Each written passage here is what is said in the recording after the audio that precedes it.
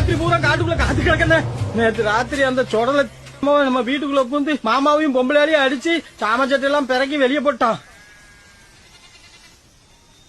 பொம்பளையும் அடிச்சானுவா? ஆமாண்ணே, அவங்களையும் அடிச்சுட்டான். ஹாஸ்பிட்டல் சேர்த்திருக்கோம். பச்சம்மா அவனு அது தெரிஞ்சு மாமா பின்பக்கமா அனுப்பிச்சு விட்டாரு. அடவு வச்ச ரூபாயும் கையில் கொடுத்து விட்டாரு.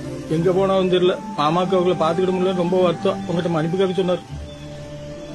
உங்களை எல்லாம் அம்பாங்கொலையா இழுத்து விட்டு சங்கடப்படுறதுக்கு நான் தான்ப்பா மன்னிப்பு கேட்கணும். இந்த மாதிரி சமயத்துல தங்க இடம் கொடுத்ததுக்கு நன்றி சொன்னேன் மாமாட்ட சொல்லு. நமக்குள்ள எதுக்குண்ணே நன்றி இல்ல, பத்திரமா இல்லைண்ணே.